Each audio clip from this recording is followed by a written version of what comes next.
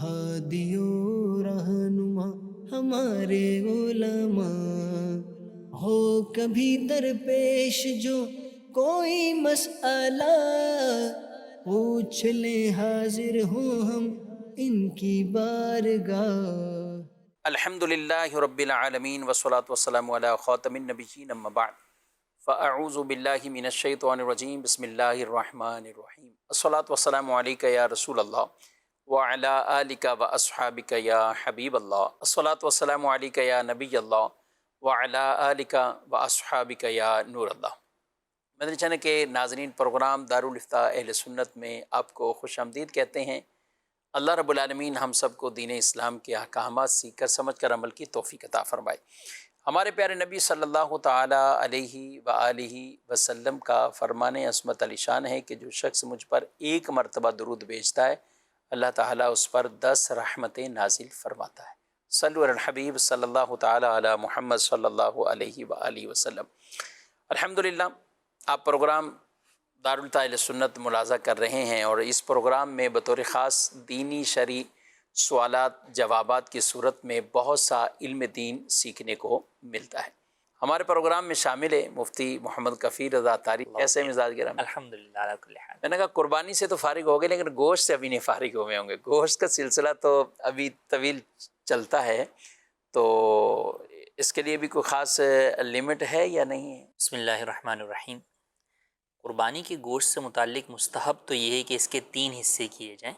ایک حصہ فقراء کے لیے، ایک حصہ رشتہ داروں کے لیے، اور ایک حصہ جو ہے وہ اپنے اور اپنے اہل و عیال کے لیے۔ لیکن اگر کوئی شخص تینوں حصے بھی خود رکھ لیتا ہے یا تینوں حصے ہی جو ہے وہ تقسیم کر دیتا ہے، غربا میں دے دیتا ہے، یا تینوں حصے ہی جو ہے وہ اہل قرابت داروں میں تقسیم کر دیتا ہے، تو یہ بھی جائز ہے، اس میں بھی کوئی حرج نہیں۔ تو اب کسی نے کل گوشت اپنے لیے رکھ لیا، یا جو شریعت نے مستحب تقسیم بیان کی اس کے مطابق ایک حصہ اس نے اپنے لیے جو رکھا ہے، تو اب یہ اسے جب تک چاہے کھا سکتا ہے۔ شرعی اعتبار سے اس کی کوئی لمٹ نہیں ہے کہ بھئی اتنے دن کے اندر اندر یہ گوشت ختم کرنا اس کے لیے ضروری ہے، صحیح، بلکہ یہ جب تک چاہے جو ہے وہ کھا سکتا ہے۔ تو اب اگر کوئی اسے فریزر جو ہے وہ کر لیتا ہے اور وہ اسے جو ہے وہ 1 مہینہ بھی پورا چلاتا ہے یا اس سے زائد بھی چلاتا ہے، تو شرعی اعتبار سے کوئی ممانعت نہیں ہے، یہ چیز جائز ہے۔ ہاں، طبی اعتبار سے کیا چیز جو ہے وہ کس حد تک جو ہے وہ فریز رکھنے کے بعد کھانی چاہیے، وہ ایک جدا جو ہے وہ بحث ہے، جس کے اوپر مختلف ڈاکٹرز جو ہے وہ اپنی رائے جو ہے وہ دیتے ہیں۔ لیکن شرعی اعتبار سے بہرحال وہ گوشت جو ہے وہ جب تک صحیح ہے، ہاں اگر خدا نہ خواستہ سڑ جاتا ہے گوشت، تو اس کا کھانا جو ہے وہ حرام ہے، سڑے ہوئے گوشت کا سڑے ہوئے کھانا۔ گوشت کا۔ تو اس کو پھر پھینکنے کا جو ہے وہ حکم ہوگا، چاہے وہ کتنی ہی مقدار میں جو ہے وہ سڑ جائے، وہ چاہے عید کے دوسرے تیسرے دن ہی سڑ جائے خدا نہ خواستہ۔ صحیح صحیح۔ تو اولاً تو اس بات کا اہتمام کرنا چاہیے کہ گوشت نہ سڑے، کیونکہ بہرحال اس میں رزق کا ضیاع ہے، رزق جو ہے وہ ضائع جو ہے وہ ہو رہا ہے۔ تو اس بات کا خاص طور پر خیال کرنا چاہیے، اور بالخصوص اس صورت میں جب کہ آپ کے ذمے دوسرے کا گوشت ہو۔ لیکن لوگ اس سے تو محفوظ کرنے کا طریقہ ان کے فریزر لے کر یہ سب کچھ وہ کرتے ہیں، بلکہ بات سنا ہے رینٹ پہ لے لیتے ہیں۔ یہ بھی ہے کہ یوز میں مل جاتے ہیں کئی، تو وہ قربانی سے پہلے اس کو لے کر اور اسے اچھی طرح سٹور کرتے ہیں اور پھر بھرتے ہیں۔ کسی شخص کے بارے میں بتایا کہ انہوں نے بھی ایسے ڈی فریزر لے کر باقاعدہ اس کو صحیح سٹور کیا، اس میں گوشت بڑا جانور تھا اور یہ سب، تو اس کو سٹور کیا اچھی طرح۔ اچھا، اب وہ جگہ ان کی جو رکھنے کی تھی، تو ظاہر ہے وہ اپنی جو فریج والی جگہ ہے وہ تو پہلے سے ہی پورے ہیں، تو وہ اس کو تھوڑا دوسری طرف رکھا، تو اسی سے قریب واش روم وغیرہ ہیں، تو سوئچ وہی تھا، وہیں اس کا سوئچ لگا دیا اور اس کو انہوں نے ڈی فریزر چلا دیا، آن کر دیا۔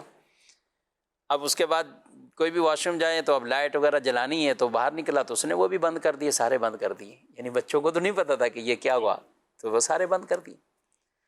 تو اب نارمل کوئی جا رہا ہے تو وہ ایک ہی بٹن آن کر رہا ہے، بعد میں اس کو بند کر رہا ہے، آن کر رہا ہے، بند کر رہا ہے، لیکن اس کا نہیں، کسی کی کوئی اس کا بھی بند ہو گیا ہے، 1 دن سے بند ہے۔ تو اب جیسے ہی 1-1.5 دن گزرے اور یا کچھ زیادہ ٹائم گزر گیا ہوگا، تو اب انہیں یعنی قربانی کے گویا کہ ہفتے کے اندر اندر ہی اب جیسے ہی کچھ اسمیل پیدا ہوئی ہے، کچھ کسی نے اٹھایا اس کو، تو کہہ رہے ہیں کہ وہ تو سارا ہی سڑ گیا، بالکل ایسا۔ اب ایسی کیفیت ہوئی تو اب بانٹنے کا کہہ رہے ہیں کہ اس کو بانٹ دیں، ہو سکتا ہے ہمارے قابل نہیں ہے تو کوئی اور استعمال کر لے، کی. اور یہ اچھی آپ نے توجہ, اگر واقعی گوشت خراب ہو گیا, سڑ گیا, تو پھر اس کو بانٹنا بھی جائز نہیں ہے کہ انسان کھائیں اس کو. جی بالکل, اس کو بانٹنا بھی جو ہے وہ جائز نہیں ہے. اب آپ پھینکیں گے یا ایسے جو جانوروں جانور کو ہیں ان کو جو ہے وہ کھلا دیں گے جو گوشت خور جانور ہے, لیکن اسے اب خود کسی بھی انسان کو آپ بہرحال کھانے کے لیے نہیں دے سکتے. لیکن یہ کیسی عجیب بات ہے, یا اس کو کیا کوئی حرص کا نام دیں گے کہ یا ہم کسی پر بدگمانی نہیں کریں گے. لیکن بہرحال ان چیزوں کو بھی دیکھنا چاہیے, جو ترجیحات ہیں شریعت کے, جو مقاصد ہیں, اس کا یہ تو نہیں مطلب کہ پورا پورا سال آپ رکھتے رہیں. اور آپ نے کہا طبی والے سے, تو میں سوچ رہا تھا طبی والے سے تو جو ڈاکٹر بتائیں گے وہی ہے, لیکن جو مشاہدہ ہے تو ایک تعداد ہے کہ جو 3 مہینے 6 مہینے 8 مہینے تک چلاتے ہیں. کچھ نہ کچھ. 8 مہینے والے گرچہ کم ہوں گے, بہت کم ہوں گے, اس لیے سوال بھی کرتے ہیں کہ اگلی عید سے پہلے ختم کریں گے یا کچھ بچا ہوا ہے. لیکن مہینوں کہیں کہ 2 مہینے تک, یا محرم شریف, اور محرم شریف میں بھی آگے جا کر جو بالخصوص حلیم کھچڑی کی صورت میں اس میں استعمال کرتے ہیں, دیگر چیزوں پہ بھی استعمال کرتے ہیں, تو چلاتے ہیں لوگ.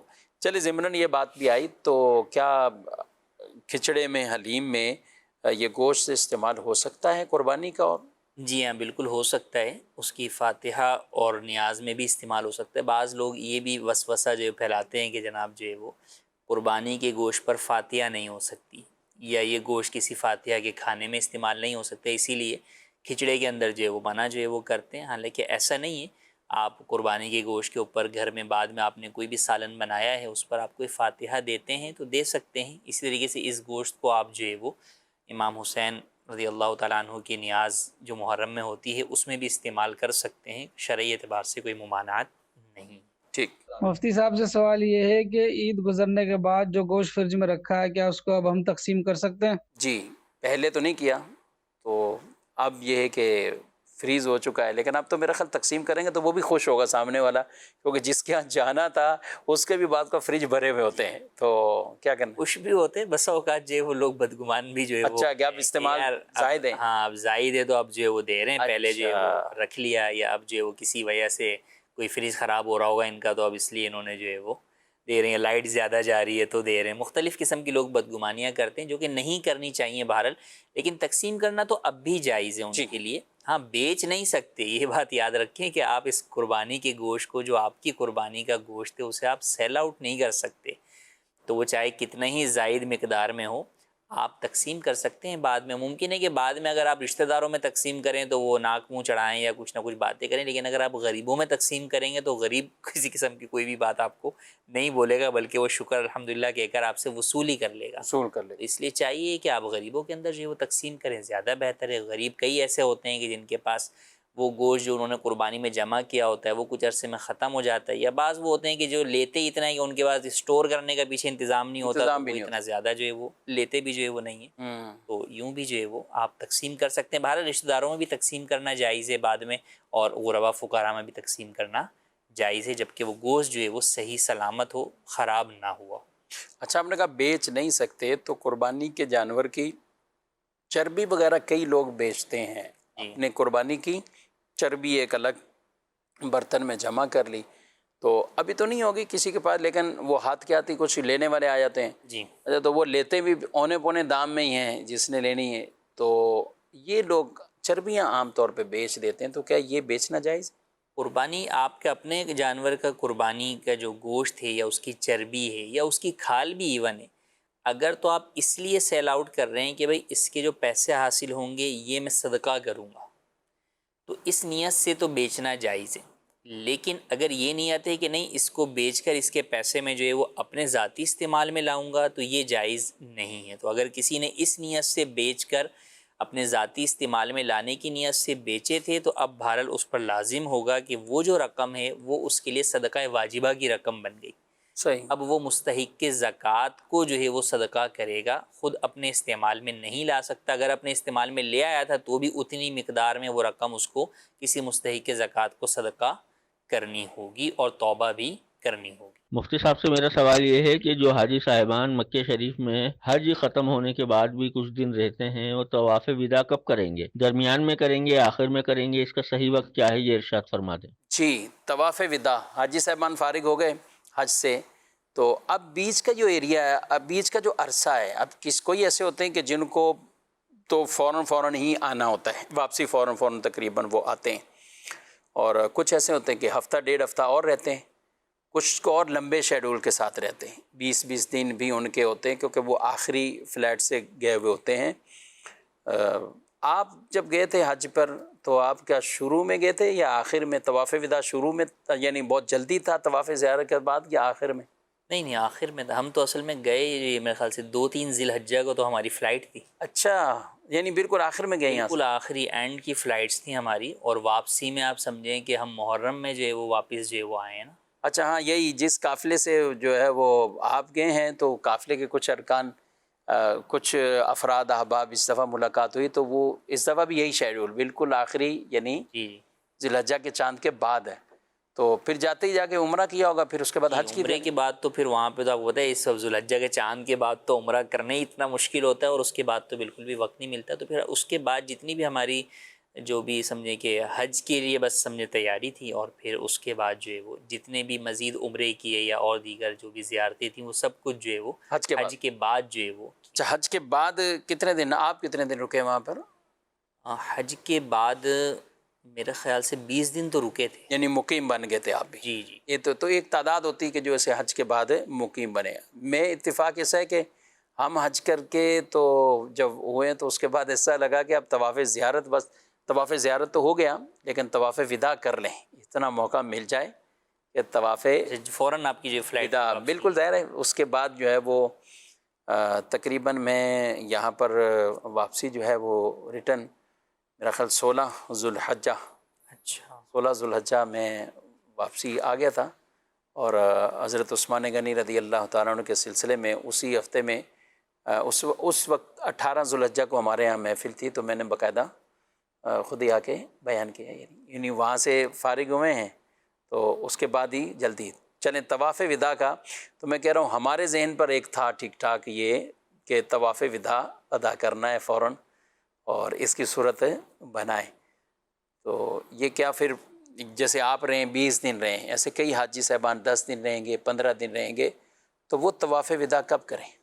دیکھیں طواف وداع سب سے پہلے کس کے لیے جو ہے وہ واجب ہے، کس کے لیے مستحب ہے؟ جو آفاقی حاجی ہیں یعنی میقات کے باہر سے جو ہے وہ آئے ہوئے ہیں، جیسے پاکستانی حجاج ہیں، ہند ہے، اور یہ مدینہ شریف والے بھی، وہ سارے آفاقی جو ہے وہ حاجی ہیں. تو ان کے لیے جو ہے وہ طواف وداع جو ہے وہ واجب ہے. اور جو مکۃ المکرمہ میں رہنے والے ہیں یا حل میں رہنے والے ہیں جیسے جدہ میں رہنے والے، ان کے لیے طواف وداع مستحب ہے. ٹھیک. تو طواف وداع کا جو وقت ہے وہ طواف الزیارہ کے بعد ہے. طواف زیارت کے بعد شروع ہوتے ہیں. طواف زیارہ کے بعد آپ جو ہے وہ طواف وداع جو بھی آپ طواف کریں گے وہ طواف جو ہے وہ وداع آپ کا ہو جائے گا، اس سے آپ کا ادا یعنی ہو اسی جائے گا. دن موقع ملے تو ہاتھ کے آتی آپ جو ہے وہ ادا کر لیں، آپ کا ہو جائے گا. اور بہتر یہ ہے کہ آپ جو ہے آپ کے پاس جب وقت ہے تو آخری جو آپ جو ہے وہ جب آپ کی مکۃ المکرمہ سے روانگی ہو، رخصت ہو، تو اس وقت جو ہے وہ آپ طواف وداع ادا کریں. تو بہتر یہی ہے کہ آخر میں، سب سے آخر میں کریں. اچھا، اگرچہ طواف وداع ادا ہو جاتا ہے، یعنی طواف زیارہ کے بعد کوئی بھی نفل طواف کیا تو واجب تو ادا ہو گیا، لیکن یہاں بطور خاص جو یہ فرمایا کہ جب رخصت ہو تو اس کی نیت سے خاص طور پر ایک وداع کا مطلب یہ ہے نا کہ وداع آپ کا رخصتی جو ہے وہ رخصت یعنی اس کر نیت کے. کے ساتھ کرے کہ طواف وداع ہے. اور واقعی طواف وداع اس کی کیفیت ہوتی ہے کہ آج بھی آخری ہے. اور یہ عمرے میں واجب نہیں ہوتا، لیکن واقعی عمرہ کرنے والوں کے لیے بھی یہ ہے کہ جب وہ بھی کرتے ہیں، جا رہے ہوتے ہیں، چھوڑ رہے ہوتے ہیں، تو یہ ہوتا ہے کہ یار آخری بار جاتے ہوئے ایک مرتبہ جو ہے بندہ پھر طواف کرے، پھر طواف جو ہے وہ طواف. اچھا، اب یہ کہ کچھ احباب مکہ مکرمہ تو رہ رہے ہوتے ہیں لیکن وہ طائف جاتے ہیں اور ان کا طائف زیارت کے لیے جاتے ہیں، تو ایسے اشخاص طواف وداع کے بغیر کیا طائف جا سکتے ہیں؟ دیکھیے طواف وداع جو ہے وہ آفاقی حاجی پر واجب ہے. تو جو طائف سے بھی آ رہا ہے، مدینہ شریف سے بھی آ رہا ہے، یہ سارے آفاقی حاجی ہیں. تو ان سب پر بھی جب یہ طائف انہوں نے جانا ہے یا مدینہ شریف جانا ہے تو ان کے لیے بھی یہی ہے کہ یہ طواف زیارہ کے بعد ایک طواف جو ہے وہ کریں، جو کہ طواف وداع جو ہے وہ ان کا بنے گا. یہ ان کے لیے بھی واجب ہے. جو مکے میں ہی مقیم ہے، مکے میں ہی اس کی رہائش ہے، یا جدہ کا جو ہے وہ رہائشی ہے، حل میں رہنے والا ہے، تو اس کے لیے یہ واجب نہیں ہے، مستحب ہے. نہیں، جسے حج کر کے وہ فارغ ہو چکا ہے، وہ پاکستانی حاجی ہے یا کسی اور جگہ کا حاجی؟ جی اب اس کو 15-20 دن رہنے ہیں، یہ طائف جاتا ہے طائف جاتے ہیں، مثال مدینے جاتے ہیں اور اسے کہ بھائی واپسی دوبارہ بھی واپسی مکے آنا، آؤں گا، تو یہ کیا اور ہے میں تو طواف؟ اب بھی چونکہ اب جا رہا ہے یہ آفاق کی طرف ہے نا، میقات سے باہر جا میقات رہا ہے. سے آؤٹ باہر کی جی. طرف جو ہے وہ جا رہا ہے، تو اس کے اوپر واجب ہے کہ یہ اپنا طواف وداع کر کے ہی جو ہے وہ طائف یا مدینہ شریف جائے گا. جی، یہ کئی حاجی صاحبان ہیں جو اس طرح کی بعض اوقات غلطیاں کر لیتے ہیں. اچھا، غلطی ہو جائے یہ والی طواف وداع اگر کیے بغیر کوئی میقات کراس کر گیا اور یہ غلطی ہوگی، اس پر کیا کفارہ لازم آتا ہے اور اس کا ازالہ بھی کسی طرح ممکن ہے؟ دیکھیں طواف وداع واجب ہے، تو اگر کوئی شخص جو ہے وہ اس کو چھوڑ کر چلا جاتا ہے تو اس کے اوپر دم لازم ہوگا، اور اگر وہ واپس آ جاتا ہے وہاں سے واپس آ کر وہ اپنا طواف ادا کر لیتا ہے تو وہ دم اس سے ساکت ہو جائے گا. دم ساکت ہو جائے گا. جی، مزید سوال. حاجی لوگ جب حج کر کے واپس آتے ہیں تو اس کی خوشی میں وہ دعوت رکھتے ہیں، ان کا کھانا کھانا کیسا اور ان لوگوں کو پھولوں کا ہار ڈالنا کیسا؟ حاجیوں کو پھولوں کا ہار اور ان کا کھانا کھانا، حاجی دعوت کرتے ہیں تو حاجی کی کرنی چاہیے یا حاجی سے لینی چاہیے دعوت؟ پہلے تو یہ بتائیں. حاجی تو دعوت تو نہیں کرتے، عموماً لوگ حاجیوں کی دعوت جو ہے وہ کرتے ہیں. حاجی تو یہ کہ اس کے پاس لوگ ملاقات کے لیے آتے ہیں تو وہ ان کو جو ہے وہ زمزم شریف یا جو ہے وہ کھجور وغیرہ جو ہے وہ دیتے ہیں. تو بہرحال اگر حاجی بھی دعوت کرتا ہے تو اس کی بھی دعوت کھانا جو ہے وہ جائز ہے، اور اس کو جو ہے وہ اپنی دعوت اپنے گھر پہ دعوت پہ بلانا یہ بھی جائز ہے. اسی طریقے سے اس کے اوپر پھولوں کے ہار ڈالنا یہ بھی جائز ہے، اس کے اندر کوئی حرج نہیں. اب یہ جو چیزیں ہیں عام طور پہ کہ حاجی پر ایک ایکسٹرا خرچہ یا اس کا ایک ایسا رواج بنا دیا، ایک کوئی کرتا ہے خوشی سے، بعد محفل کا اہتمام کر لیتے ہیں جی. لیکن یہ تقریباً جانے سے پہلے کرتے ہوتے ہیں، واپسی پر کم ہی اہتمام ایسا ہوتا ہے. لیکن بہرحال اگر کوئی اہتمام کرتا ہے، نہیں کرتا اس کو تانے دینا، اس کے کچھ اور. پھر حاجیوں کو جو سب سے بڑی ٹینشن ہوتی ہے کہ واپسی جا کر لوگوں کو خوش کیسے کرنا ہے. تو ایک حاجی صاحب کہہ رہے تھے مجھے کہ عمل سے اللہ تو خوش ہو جائے گا لیکن لوگ خوش نہیں ہو پائیں گے. یعنی وہ بیچارہ اتنا پریشان حاجی تھا مکہ مکرمہ میں. کیا ہوا بھائی؟ بولے اتنی ٹینشن پھنسی ہوئی، گھر والے ساتھ ہیں. تو اب گھر والے راستے میں جاتے آتے بجائے یہ کہ ہم کوئی تسبیح درود کچھ اور اس طرح کے، تو وہ رشتہ دار ہی ذہن میں پھنسے ہوئے ہیں کہ یہ فلاں کو. اب گھر والے کہتے ہیں فلانی کے لیے تو فلاں کے لیے تو فلاں کے لیے، تو ان کے بچے یاد ہم کر رہے ہیں، ان کے یہ چیزیں ہم یاد کر رہے ہیں. کوئی رہ نہ جائے، کوئی رہ نہ جائے تو وہ کیسے ہم سے جو ہے وہ راضی ہوں گے. تو یہ واقعی ایک بہت بڑی پریشانی والی بات ہے کہ نہیں؟ واقعی ایسے ہی ہے. خاص طور پر جو لوگ پہلی مرتبہ جاتے ہیں ان کے لیے بہت زیادہ ہے. جی. اور کئی جگہ برادریاں اور خاندان اتنے بڑے ہوتے ہیں کہ واقعی ان میں سے ہر ایک کے لیے لینا، اور کسی کے لیے بھی نہ لیا تو سمجھیں اس پوری فیملی کا جو ہے نا روٹھ جانا، اور آگے جا کر قطع تعلقیوں کا سبب تک جو ہے وہ لوگ بنا لیتے ہیں ان باتوں کو. حالانکہ ایسا نہیں کرنا چاہیے. وہ بندہ حج کر کے آیا ہے، اس سے آپ اپنے لیے دعا کروائیں. یہ مقام ہے کہ اس کی دعا جو ہے وہ آپ کے حق میں قبول ہوگی، تو دعا کروانی چاہیے، نہ یہ کہ ہم ان سے تحائف کا جو ہے وہ تقاضا کریں یا تحائف نہ دینے پر جو ہے وہ ہم ان سے جو ہے وہ تعلقات خراب کریں یا انہیں جو ہے وہ طانے دیں. ایسا ہرگز نہیں کرنا چاہیے. یہ جتنا بھی سمجھا لیں لیکن یہ ایک مسئلہ ایسا ہے کہ کوئی عالمگیر مسئلہ ہے کہ لوگوں کو خوش کرنا، راضی کرنا حاجیوں کے لیے ایک آزمائش والا کام ہو جاتا ہے. حالانکہ حاجیوں کو ریلیکس رکھنا چاہیے. حدیث میں تو ہمیں یہ فرمایا کہ حاجی جب حج کر کے آتا ہے تو گھر آنے سے پہلے اس سے دعا کروا لو، کیونکہ مغفرت یافتہ ہو، اور جس کے لیے دعا کرے گا اس کی بھی مغفرت ہوگی. تو اس لیے ان سے جو ہمیں توقع رکھنی وہ دعاؤں کی رکھنی ہے. اچھا کفیل صاحب، جب حاجی حج پر جا رہا ہوتا ہے تو اس وقت تو کوئی مطالبہ کرتا بھی نہیں، بلکہ دعائیں دیتے ہیں لوگ. ماشاءاللہ بڑی خوشی ہوئی، آپ جا رہے ہیں، ہمارے لیے بھی دعا کیجیے گا. ہمارے لیے دعا کیجیے. اچھا اس وقت ہمارا مطالبہ یہ ہے کہ ہمارے لیے دعا کیجیے. دعا کیجیے. واپسی آنے کے بعد کوئی یہ نہیں پوچھتا کہ آپ نے میرے لیے دعا کی یا میرے لیے کچھ ایسی کہ میری بھی حاضری ہو جائے یا اس طرح کی کچھ چیزیں، بلکہ واپسی وہ کہتے ہیں کہ نہیں، آپ میرے لیے لائے کیا وہ دکھ رہے ہیں، میرے لیے اب دعا کرنے یا کی ہے اس کا کوئی پوچھتا نہیں ہے، میرے لیے لائے کیا ہیں اس کا سارے سوال کرتے ہیں. کیا کہیں؟ ایسے ہی ہے. تو لوگ جو ہے وہ دنیاوی مال و اسباب کے اندر جو ہے وہ اس قدر جو ہے وہ غافل ہو گئے ہیں یا اس میں کھو گئے ہیں، سمجھیں کہ جو اصل چیز ہے اس چیز کو لوگ بھول جاتے ہیں. حالانکہ اصل تو یہی ہونا چاہیے. یہ بھی سوال نہیں کرنا چاہیے کہ میرے لیے دعا کی ہے یا نہیں کی، کہ ضروری نہیں کہ اس نے ہر جگہ آپ کا نام لے کر جو وہ دعا کی یا دعا کرنا بھول بھی جاتا ہے.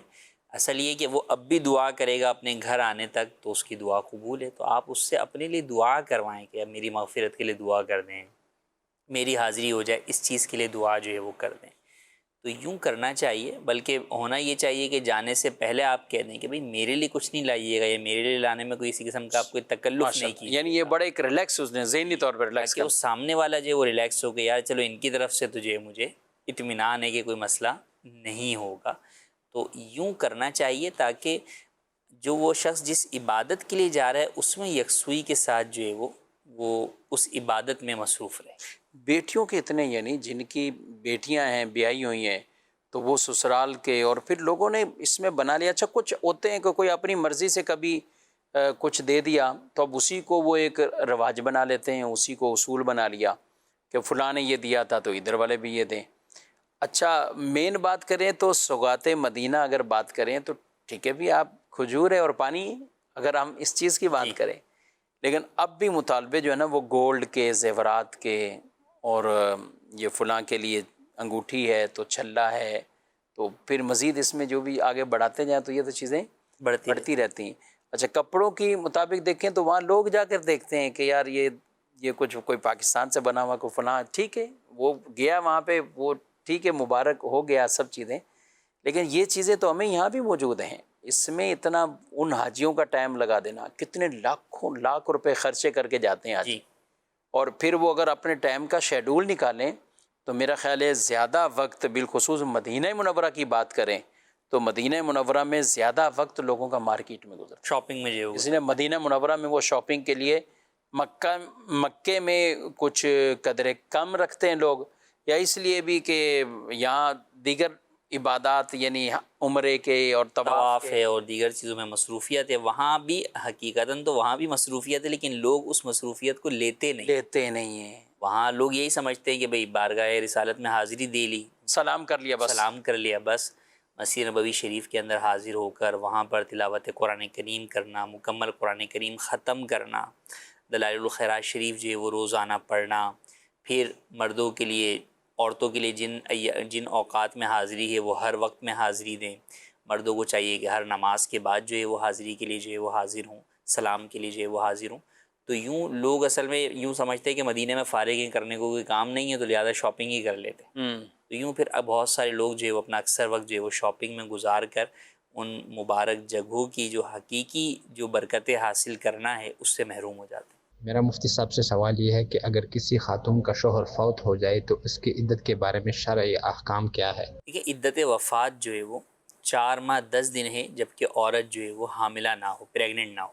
ٹھیک، تو اگر پریگننٹ نہیں ہے تو اس کی عدت 4 ماہ 10 دن ہے۔ اب اگر شوہر کا انتقال جو ہے وہ 1 تاریخ کو ہوا، اسلامی مہینے کی 1 تاریخ کو ہوا ہے، تو اب 4 مہینے شمار کیے جائیں گے چاند کے حساب سے۔ صحیح ہے۔ اب وہ چاہے کوئی 29 کا چاند ہو، کوئی 30 کا چاند ہو، جب یہ 4 مہینے مکمل ہو جائیں گے اس کے بعد 10 دن وہ اور کرے گی۔ اور اگر جو ہے وہ 1 کو انتقال نہیں ہو، بیچ میں کسی اور دن مہینے کی کسی تاریخ کو انتقال ہوا ہے، تو اب اسے 130 دن پورے کرنے عدت کے، 130 دن 130 ڈیز جو ہے وہ مکمل کرنے ہیں۔ تو یوں 130 ڈیز کی جو ہے وہ عدت ہوگی۔ عدت وفات اس کا ذکر قرآن کریم میں ہے، تو عدت کرنا جو ہے وہ فرض ہے۔ بعض لوگ اس حوالے سے بہت زیادہ لاپرواہی برتتے ہیں، یا جو ہے وہ کوئی 40 دن کی عدت کروا دیتا ہے، کوئی جو ہے وہ شوہر کے انتقال کے بعد عورت کو جو ہے وہ گھر سے چند قدم نکلوا کے سمجھتے ہیں کہ عدت جو ہے وہ ختم کر دی، یا بعض لوگ شوہر ہی وصیت کر دیتا ہے کہ بھئی میری طرف سے تمہیں اجازت ہے، تم جو ہے وہ عدت نہیں کرنا۔ یا بعض بڑی عمر کی خواتین ہوتی ہیں تو لوگ یہ سمجھتے ہیں کہ اب ان کے لیے عدت کا کیا حکم۔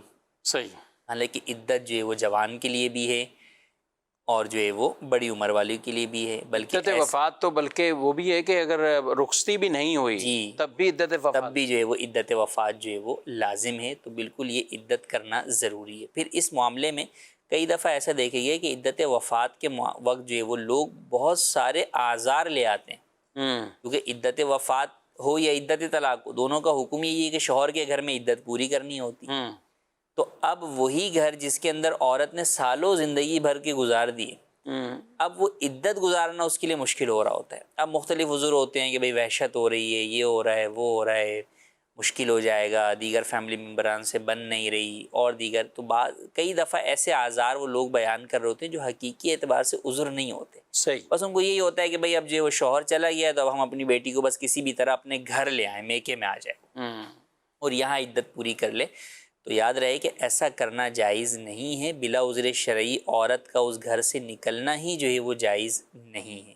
یہاں پہ آپ ان کو بھی، یہ تو چلو ایک لڑکی والوں نے کہا، اور اس کے بھی کچھ نہ کوئی ریزن ہوتے ہیں، بعض اوقات ایسے سامنے آتے بھی ہیں، یا ہم بات کریں ہمارے خاندان میں بھی کوئی اس طرح کی کیفیت ہو جاتی ہے، تو شوہر اگر الگ تھلگ رہ رہا تھا تو وہاں تو عدت پوری کرنا اس کے لیے قدرے آسان ہوتا ہے۔ کچھ دیگر ایشوز آ جاتے ہیں، گھر اکیلی ہیں، بچے چھوٹے ہیں، تو ہم انہیں مشورہ دیتے ہیں کہ کسی اور بڑی خاتون کو اپنے گھر بلا لیں اور وہ آپ عدت کریں۔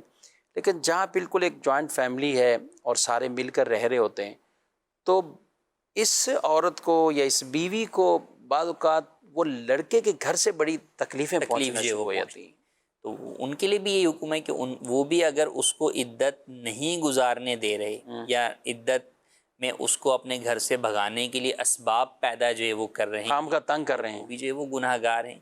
تو اب بہرحال آپ کے بھائی سے، آپ کے بیٹے سے جو بھی اس کا رشتہ تھا وہ بہرحال عدت تک کا تو باقی ہے، تو لہٰذا آپ کو چاہیے کہ جہاں اتنے عرصے آپ نے اگر اسے برداشت کر لیا ہے تو شریعت کے حکم پر عمل کرتے ہوئے مزید عدت کا موقع بھی جو ہے وہ، اور ویسے ہی وہ اس وقت بیچاری جو ہے وہ سوگ کے اندر ہے، اپنے شوہر کی جو ہے وہ جدائی کے غم کے اندر ہے، تو لہٰذا اس کا ساتھ دینا چاہیے تاکہ وہ عدت جو ہے وہ احسن انداز کے اندر وہاں پر مکمل کر سکے۔ عدت گزارنے کے بعد اب وہ ٹھیک ہے، اپنے میکے جو ہے وہ جا سکے۔ اچھا، عدت کے لیے کبھی کبھی اس طرح کے مسائل سنتے ہیں، ان کو پھر خیال آتا ہے ہاں عدت میں یہ غلطیاں ہوگی، تو لوگ یہ کہتے ہیں عدت اس نے نہیں کری، عدت نہیں کری، تو کیا اب کر سکتی ہیں؟ تو ہم پوچھتے ہیں ٹائم کتنا ہوگا؟ 6 مہینے ہو گئے، اب کر سکتی ہیں؟ کیا ہے؟ جی، عدت طلاق میں خاص طور پر لوگوں کے ذہنوں میں یہ سوال ہوتا ہے کہ بھئی اب عورت نے اس وقت تو عدت نہیں کی تھی، اب آگے نکاح کرنا چاہ رہے ہیں، اب عدت تو کر لیں؟ اب عدت کر کے پھر جو ہے وہ نکاح اس کا آگے کریں۔ تو یاد رکھیں کہ عدت تو ایک مخصوص مدت کا نام ہے، صحیح، وہ مخصوص مدت جو ہے وہ گزارنی ہے پابندیوں کے ساتھ۔ اگر آپ پابندیوں کے ساتھ نہیں گزاریں گے تو بھی وہ مدت گزر جائے گی، اور جب وہ مدت گزر گئی تو وہ دوبارہ نہیں آئے گی۔ اس مدت کے اندر آپ نے ان پابندیوں کو جو شریعت نے آپ پہ لازم کی تھی آپ نے اختیار نہیں کیا تو آپ گناہ گار ہوئیں۔ آپ پر لازم ہے کہ اللہ کی بارگاہ میں سچی توبہ کریں۔ اگر درمیان میں ابھی عدت کے کچھ ایام گزرے تھے، کچھ کے بعد آپ کو مسئلہ پتہ چل گیا، تو بقیہ ایام آپ پر لازم ہوگا کہ عدت کی پابندیوں کے ساتھ گزاریں۔ لیکن جو گزر گئے ہیں وہ ریپیٹ نہیں ہو سکتے۔ ایسا نہیں ہو سکتا کہ جناب 4 ماہ 10 دن میں سے 2 مہینے تو آپ نے ویسے گزار دیے تو اب آپ بولیں کہ اب آگے مزید جو ہے وہ ہم 4 ماہ 10 دن گزار لیں گے، نہیں، بلکہ اب مزید آپ کے پاس جو بقیہ دن بچے ہیں وہ 2 ماہ 10 دن گزرے ہیں، باقی ہیں، تو آپ بقیہ 2 ماہ 10 دن کو جو ہے وہ عدت کی پابندیوں کے مطابق گزاریں، اور جو پچھلے آپ نے پابندیوں کے مطابق نہیں گزارے اس کے لیے اللہ پاک کی بارگاہ میں سچی توبہ کریں، تو انشاءاللہ امید ہے کہ وہ گناہ جو ہے وہ معاف ہو جائے گا۔ لیکن بہرحال دوبارہ عدت کا موقع نہیں آتا، یعنی اس کو دوبارہ ریپیٹ کرنے کا نہیں ہے۔ یہ ایسا نہیں ہے کہ نماز قضا ہو گئی تو جیسے بعد میں پڑھنی ہوتی ہے، تو عدت ایسا نہیں ہے کہ وہ آپ کی چھوٹ گئی تو اب آپ جو ہے وہ بعد میں دوبارہ ادا کر لیں گے، ایسا نہیں۔ یعنی اس کو ایسے ہی کہہ سکتے ہیں کہ رمضان شریف کا مہینہ متعین ہے، جی، اب رمضان کسی نے روزہ رکھ کر گزارا فابیہا، جان بوجھ کر چھوڑتا رہا، تو یہ نہیں کہ اب کہے کہ میں شوال سے رمضان شروع کر دیتا ہوں، قضا تو شروع کر سکتا ہے لیکن وہ رمضان گزر گیا تو وہ وقت گزر گیا، جی، اب روزے قضا ہو گئے ان کے اوپر۔ لیکن عدت میں ظاہر ہے قضا نہیں ہے کہ ہم کہیں کہ عدت کے اتنے ایام بعد میں قضا کریں، ایسا نہیں ہے، وقت گزر گیا، آپ نے شریعت کے مطابق گزارا، سبحان اللہ فابیہا، اور اگر آپ نے شریعت کے مطابق نہیں گزارا، خلاف شرع کام کیے تو اس گناہ سے آپ توبہ کر لیجئے۔ عدت ٹوٹ جاتی ہے کیا؟ ایسا ہوتا ہے کہ نہیں؟ کچھ کہتے ہیں کہ اب ٹوٹ گئی تو اب بقیہ کیا گزاریں؟ یہ عدت اعتکاف کی طرح نہیں ہے، اعتکاف ٹوٹ جاتا ہے لیکن عدت جو ہے وہ ٹوٹتی نہیں ہے۔ عدت میں اگر آپ نے کوئی بھی ایسا عمل کر لیا جو کہ عدت میں کرنا جائز نہیں تھا ٹھیک، تو آپ گناہ گار ہوئے اس عمل کی وجہ سے، لیکن عدت ٹوٹی نہیں ہے، وہ چل رہی ہے۔ آپ کو بقیہ دن جو ہے وہ عدت کے احکام کے مطابق ہی وہ ایام جو ہے وہ گزارنے ہیں۔ مثال کے طور پر کوئی عورت جو ہے وہ اس نے غلطی سے جو ہے وہ زیب و زینت کر لی عدت کے اندر، یا غلطی سے وہ گھر سے باہر نکل گئی، تو ایسا نہیں ہے کہ باہر نکل گئی تو اب ٹوٹ گئی، اب دوبارہ جو ہے وہ نہیں، بلکہ وہ جو باہر نکلی ہے اس کے لیے توبہ کرے گی اور بقیہ دن بہرحال جو ہے وہ گھر میں رہ کر ہی پابندیوں کے ساتھ عدت گزارے گی۔ صحیح۔ مزید سوال؟ کہ بیوی دی جائیداد جڑی ہے وہ آدھی مرضی نال استعمال کر سکتی یا دے سکتی کہ نہیں شوہر دی اجازت تو بغیر؟ بیوی کو جائیداد ملے، ترکہ وراثت میں سے حصہ ملا ہے اپنے ماں باپ کی طرف سے، تو اب کیا خود ہی وہ کسی نیک کام میں خرچ کر لے، مسجد یا کہیں اور، کیا اس میں شوہر کی اجازت ضروری؟ دیکھیے عورت کو جو بھی مال ملتا ہے جس کی وہ مالک ہے، وہ چاہے وراثت کی صورت میں ملے یا بطور گفٹ اس کے والدین یا اس کے بہن بھائی کوئی بھی دیں، تو عورت اپنے مال کی مالک ہے، وہ شوہر کی اجازت کے بغیر بھی اس میں تصرف کر سکتی ہے، صدقہ و خیرات کر سکتی ہے، مسجد مدرسے میں بھی دے سکتی ہے۔ شرعی اعتبار سے شوہر کی اجازت لینا ضروری نہیں۔ ہاں البتہ بہتر یہ ہے کہ شوہر سے جو ہے وہ مشورہ کر لے، تاکہ گھر میں جو ہے وہ کسی اور وجہ سے پریشانی کی بات جو ہے وہ نہ ہو، ناچاکی نہ ہو۔ لیکن شوہر کو بھی اس معاملے پہ غصہ نہیں کرنا چاہیے کہ بھئی مجھ سے پوچھے بغیر تم نے کیسے صدقہ کر دیا۔ جس طرح آپ کو صدقہ کرنے کا حق ہے، اس کو اپنا مال صدقہ کرنے کا حق ہے۔ آپ کا مال صدقہ کرنے میں وہ آپ کی اجازت کی محتاج ہے، لیکن اپنا مال صدقہ کرنے میں وہ آپ کی اجازت لینے کی پابند نہیں ہے۔ تو لہٰذا اگر وہ صدقہ و خیرات جو ہے وہ کرتی ہے تو بالکل کر سکتی ہے، اس میں شوہر کی اجازت لینا ضروری نہیں۔ باہمی کچھ مشاورت کرنے کے بارے میں آپ کیا کہیں گے؟ اگر اعتماد میں لے لے، اس سے بعض اوقات تو ایسا ہوتا ہے کہ شوہر کا دل خوش ہی ہوگا، اگر اعتماد میں بھی لے لیتے ہیں یا کچھ اور، کیا کہتے ہیں؟ بالکل ایسا ہی کرنا چاہیے کہ اس طرح کے امور کے اندر جو ہے وہ آپس میں باہمی مشورہ کر کے اور ایک صلاح و مشورہ کر کے رائے اپنی اور شوہر کی رائے کو سامنے رکھتے ہوئے، ہو سکتا ہے وہ آپ کو اس سے اور کوئی بہتر مشورہ دے دے کہ اس کے بجائے یوں کر لیا جائے، تو یوں آپس میں مشورہ کر کے کرنا چاہیے، تو اس سے ہوتا ہے کہ آپس میں ناچاکیاں پیدا نہیں ہوتی۔ ٹھیک، مزید کام میں صبر کرنا چاہیے، کس طرح صبر کی کیا صورت ہوتی ہے؟ مطلب کہ کسی شادی میں غمی میں کچھ چیز کی غمی ہو جائے، انسان کو مشکل آ جائے، اس میں بھی صبر کرنا چاہیے۔ جی، صبر تو دیکھیں ہر حال میں انسان کو کرنا چاہیے، کسی مشکل کیسی ہی بڑے سے بڑی مشکل اس کے اوپر آ جائے تو اسے صبر ہی کرنا چاہیے، کیونکہ اس کے علاوہ اور کوئی حل بھی انسان کے پاس نہیں ہے۔ صبر کرے گا تو اس کے اوپر اللہ پاک کی طرف سے جو ہے وہ اجر کا حقدار ہوگا، تو مصیبت تو جو آنی تھی وہ آ ہی گئی، تو لہٰذا اب صبر نہ کر کے واویلا مچا کر آپ اپنا اجر جو ہے وہ ضائع کر دیں گے، جبکہ صبر کر لیں گے تو انشاءاللہ جو ہے وہ اللہ پاک اس نعمت کا جو ہے وہ آپ کو بدل بھی عطا فرما دے گا اور ثواب بھی آپ کو عطا فرمائے گا۔ صحیح۔ شادی کے موقع پہ بھی کہہ رہے صبر، شادی میں بھی صبر ہوتا ہے؟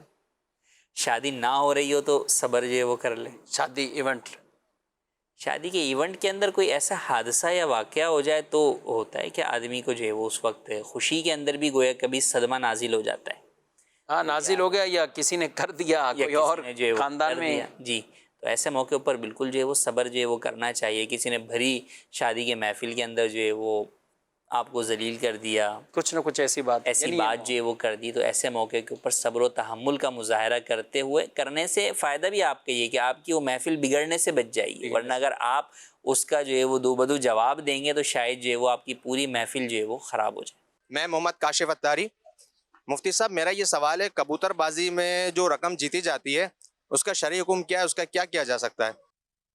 جی، کبوتر بازی میں رقم تو شاید نہیں جیتتے، کبوتر جیتتے ہیں۔ کبوتر جیتے ہیں، نہیں ہو سکتا جوے کی رقم بھی کوئی لگاتے ہوں۔ ہاں، اگر جوا بھی جو ہے وہ لگایا تو بہرحال جوا بھی حرام ہے، اور اگر آپ نے کسی کا کبوتر جو ہے وہ ہتھیا لیا اور پھر اس کو بیچ کر آپ نے رقم حاصل کی تو وہ بھی جو ہے وہ غصب ہے، دوسرے کے مال کے اوپر جو ہے وہ قبضہ کرنا ہے، تو یہ جائز نہیں ہے، حرام ہے۔ آپ پر لازم ہے کہ جس سے لیا ہے اسے واپس کرے۔ کسی کا کبوتر آپ نے اس طرح پکڑا ہے، آپ کو پتہ ہے، تو آپ کو اولا تو کبوتر موجود ہے تو وہی واپس کرنا ہوگا، اور اگر وہ آپ نے آگے بیچ دیا تو آپ کو اس کی قیمت جو ہے وہ اسے دینی ہوگی۔ اور اگر جوا آپ نے جو ہے وہ کھیلا ہے تو ایسی صورت میں بھی جو رقم سامنے والے شخص سے آپ نے بطور جوا حاصل کی ہے وہ آپ کے حق میں مال حرام ہے، مال خبیث ہے۔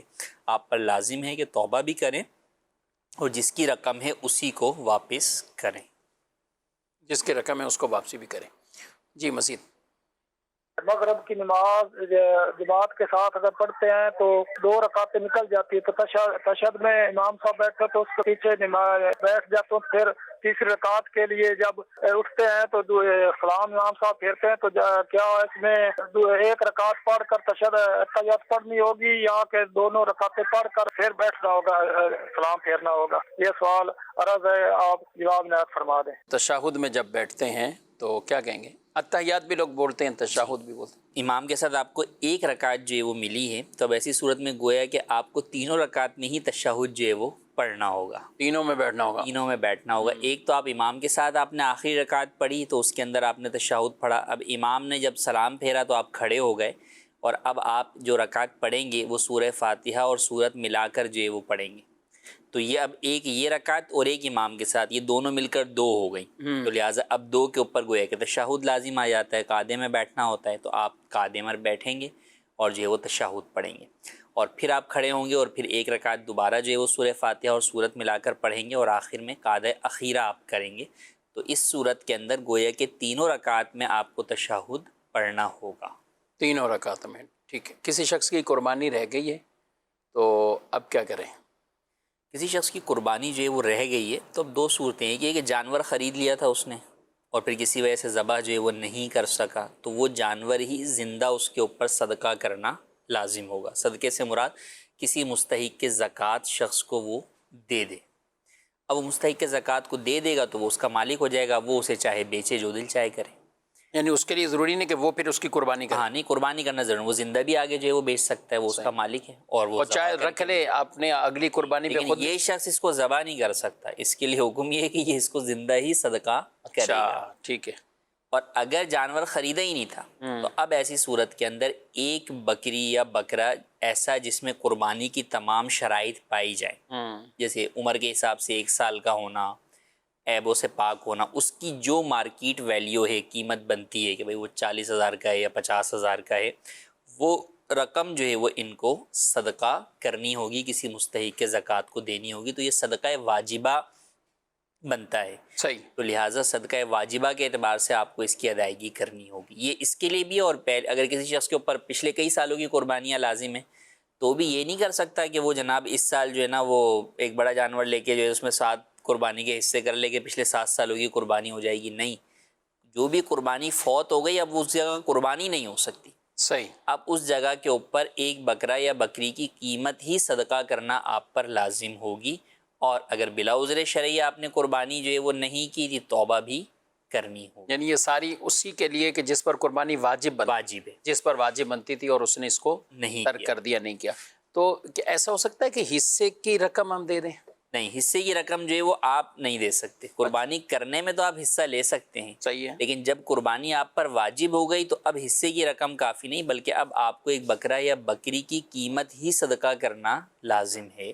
اب حصہ جو ہے وہ آپ کو کفایت نہیں کرے گا یا اس کی رقم کفایت نہیں کرے گی. بکری یا بکرے کا تعین کیسے کریں گے؟ یعنی اس میں بھی کوئی رائے ہے الگ سے, یا وہاں منڈی جائیں ریٹ پوچھیں, یا منڈی میں جائیں آپ کو جیسے بکرا یا بکری کے اندر سمپل سا ہے کہ بھئی ایک دانت کا جانور, عقیقے کے لیے جیسے آپ جانور خریدتے ہیں وہی قربانی کی شرائط ہے, یعنی سال والا جانور ہو, عیب سے پاک ہو, اس کی آپ قیمت جو ہے وہ اس سے پوچھ لیں, وہ بتا دے گا. آپ بارگیننگ وغیرہ کر کے جس کے اوپر رقم فائنل ہو تو اتنی رقم جو ہے وہ آپ صدقہ کر. مطلب اس میں بھی ہوتا ہے نا جیسے مختلف ہوتے ہیں. اب اگر یہ قربانی کرتا تو یہ بہت اچھی کرتا, مثلا یہ 1 لاکھ کا لیتا, اور اگر اس کو باہر باہر سے ہی کہیں صدقہ کرنا ہے, جیسے لوگ عام طور پہ کیا کرتے ہیں گھر پہ لاتے ہیں جانور تو اچھا لاتے ہیں, اچھا اگر انہی کوئی صدقہ کرنا ہوتا ہے, کچھ ایسے ادارے بھی ہیں جو صدقے کے بکرے لیتے ہیں, یا کسی مدرسے میں بھی دینا ہوتا ہے, تو پھر وہ اتنا سا بکرا دیتے ہیں کہ وہ صدقے کے تو چلو الگ مسائل ہو گئے, لیکن قربانی میں بھی کیا اس طرح کے بکرے کا لگائیں گے؟ منیمم اعتبار سے جب آپ نے قیمت صدقہ کرنی ہے تو منیمم جتنا اماؤنٹ کا ایک بکرا کم از کم آ سکتا ہے تو اس میں آپ کے ادا ہو جائے گا, صدقہ ادا ہو جائے گا, جو آپ پر واجب چیز ہے وہ ادا ہو جائے گی. البتہ بہتر وہی ہے کہ راہ خدا کے اندر اچھی سے اچھی چیز جو ہے وہ صدقہ بھی کرنی چاہیے. تو لہٰذا بہتر یہ کہ آپ کو پتہ ہے کہ یار ہم نے 1 لاکھ کرنا تھا تو آپ 1 لاکھ کا ہی صدقہ جو ہے وہ کریں. لیکن اگر پتہ ہے کہ نہیں بھئی جناب میں نے 1 لاکھ کا کرنا تھا لیکن اس وقت جانور 50,000 کا مل رہا ہے, تو اگر 50,000 بھی صدقہ کر دے گا تو وہ قربانی کے واجب سے بری الذمہ ہو جائے گا. صحیح ہے, قربانی کے واجب سے وہ بری الذمہ ہو جائے گا. اچھا اس میں رقم پچھلے سالوں میں بھی اعتبار کریں گے, پچھلے سالوں کے 6-7 سال کے پچھلے سالوں میں جس سال قربانی اس کے اوپر جو ہے وہ لازم ہوئی تو اس سال جو اس کی قیمت تھی, یا آج کی قیمت لینا ضروری نہیں ہے, پچھلے سالوں میں کم تھی, آج اگر کوئی بکرا جو ہے 50,000 کا تو ہو سکتا ہے کہ آج سے 10 سال پہلے جو ہے وہ 30,000 کا ہو. تو لہٰذا ہر سال کی قیمت کا اعتبار ہوگا. ہاں اگر وہ قیمتوں کا نہیں پتہ چلتا تو پھر آج کے حساب سے وہ ادا کر دی, کیونکہ بہرحال آج کی قیمت پچھلے کے مقابلے میں زیادہ ہی ہے. ٹھیک. میرا مفتی صاحب سے سوال ہے, مردہ بچہ اگر پیدا ہوا ہے تو اس کا جنازے کے بارے میں کیا حکم ہے؟ بچہ پیدا مردہ ہوا تو اس کا جنازہ نہیں پڑھا جائے گا, اسے جو ہے وہ ویسے ہی دفن کر دیا جائے گا کپڑے میں لپیٹ کر. اس کا کفن بھی نہیں ہے, دفن اس کے جنازہ بھی جو ہے وہ نہیں ہے. ہاں ایک عام کپڑے کے اندر لپیٹ کر جو ہے وہ اسے دفن کر دیا جائے. لیکن اگر بچہ جو ہے وہ پیدا زندہ ہوا تھا صحیح اور لمحے بعد ہی اس کا انتقال ہو گیا تو بہرحال اس کا جنازہ بھی ہوگا, کفن بھی ہوگا اور سارے معاملات جو ہے وہ اس کے ہوں گے. یہ پتہ کیسے بعض اوقات اس طرح کے لوگ مسائل کہہ رہے ہیں یعنی سانس آیا تھا نہیں آتا, یعنی چیخنا یا رونا یہ ثابت نہیں, تو وہ کہتے ہیں محسوس ہوا تھا, سانس آیا تھا, محسوس ہوا تھا. اب ایک دو کے ہاتھوں میں گیا تو بچہ انتقال کر گیا, تو وہ کہتے ہیں ہمیں یاد ہے سانس آئے تھے, تو کیا کہیں گے اس میں؟ دیکھیے فی زمانہ تو ڈاکٹر بہرحال اس کو بتا دیتے ہیں عام طور پر, کیونکہ ڈاکٹر ہی جو ہے وہ ڈیلیوری جو ہے وہ کرواتے ہیں, تو ان کو پتہ ہی ہوتا ہے کہ بچہ جو ہے وہ زندہ پیدا ہوا ہے یا مردہ جو ہے وہ پیدا ہوا ہے. جہاں شک و شبہ اس طرح کا آ رہا ہے تو پھر غالب گمان کے مطابق جو ہے وہ عمل کیا جائے گا. غالب گمان یہ ہے کہ جناب جو ہے وہ زندہ پیدا ہوا تھا, سانس لیا تھا, پھر اس کے بعد انتقال ہوا ہے, تو آپ جنازہ اس کا پڑھیں گے اور کفن بھی دیں گے. بچے کے کان میں اذان تو پڑھی نہیں ہے, کیا جنازہ پھر بھی ہوگا؟ جی ہاں بالکل, پھر بھی جو ہے وہ جنازہ دیا جائے گا. ایسا نہیں ہے کہ اذان جو ہے وہ جنازے کے ساتھ لنک نہیں ہے. صحیح. تو لہٰذا اگرچہ آپ نے جو ہے وہ اذان نہ بھی دی ہو, بچہ اس سے پہلے انتقال کر گیا, لیکن جب زندہ پیدا ہوا ہے تو اس کا جنازہ پڑھا جائے گا. اور نام بہرحال دونوں صورتوں میں رکھنا چاہیے, چاہے بچہ جو ہے وہ زندہ پیدا ہو یا مردہ پیدا ہو, دونوں صورتوں میں اس کا نام رکھا جائے گا کہ بہرحال اس کا حشر جو ہے وہ قیامت کے دن ہوگا اور اسی نام سے اسے پکارا جائے گا. ماشاءاللہ, یعنی یہ ایک بچے کا حق, چاہے بچہ مردہ بھی پیدا ہوا تو یہ والدین پہ رہتا ہے کہ والد پر کہ وہ اس کا نام جو ہے وہ رکھے, اس کا نام رکھے, اور یہی بچہ پھر ان کے حق میں شفاعت ان کے حق میں بالکل جو ہے وہ شفاعت کرنے والا بھی جو ہے وہ بنے گا. اسی طرح کے یا اور کچے بچے کے بارے میں جیسے کہا گیا کہ وہ اپنے والدین کا ہاتھ پکڑ کر جو ہے وہ انہیں جنت میں کھینچ کر لے کر جائے گا. ایسے موقع پر صبر بھی کرنا چاہیے, صبر کا دامن بھی تھام کے رکھنا چاہیے. اللہ رب العالمین ایسے والدین کو بھی صبر عطا فرمائے جن کے اس طرح بچے چلے جاتے ہیں. ظاہر ہے ایک صدمہ ہوتا ہے, بہت بڑا صدمہ ہے, اور ایسے لوگوں کو جو جنت میں ایک گھر ہے بیت الحمد کے نام سے, وہ گھر بھی نصیب ہوگا. اللہ پاک صبر کی دولت عطا فرمائے. ناظرین کرام, پروگرام آپ نے ملاحظہ کیا, آپ کے کئی سوالات ایسے ہیں کہ جو ظاہر ہے ہم شامل نہ کر پائے, لیکن یہ نمبر اپنے پاس رکھ لیجئے. اس نمبر پر آپ رابطہ کریں گے تو انشاءاللہ آپ کی شرعی رہنمائی کر دی جائے گی. اللہ ہم سب کو عمل کی توفیق دے. آمین بجاہ النبی الامین صلی اللہ علیہ وسلم. ہادی و رہنما ہمارے علماء, ہو کبھی درپیش جو کوئی مسئلہ, پوچھ لیں حاضر ہوں ہم ان کی بارگاہ.